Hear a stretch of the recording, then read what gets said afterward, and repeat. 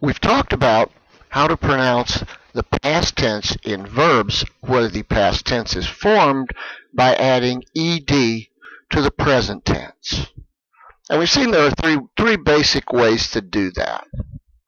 There are also verbs that are irregular. The spelling changes and the pronunciation changes. Often these verbs will use the letter combination GH in the past tense.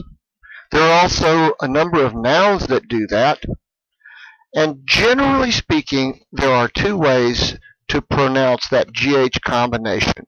Oftentimes it is silent, and other times it's pronounced like F, like the letter F.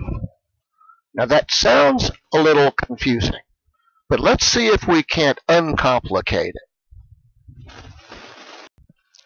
One very common verb is the verb to think. With this verb, think becomes thought. I think I will go to the store. I thought she was here.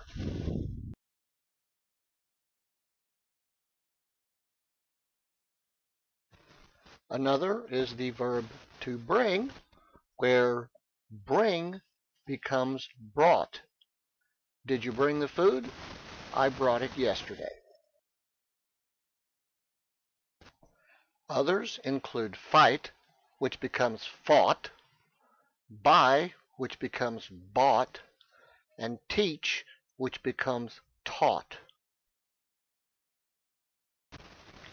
Then we have ought, as in should. I ought to go to work, but I don't want to.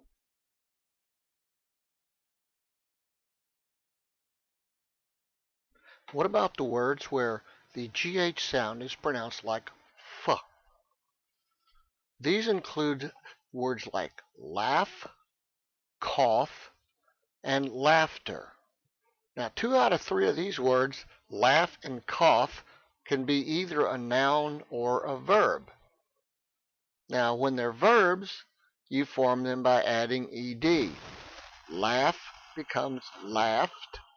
Cough becomes coughed. And I'm sure there's other words that do this that I'll think of when I get done with this video. But one thing I want to point out here, we talked about how you pronounce words that end in ed. Notice that although it looks a bit strange, the pattern is the same. It's the sound that matters.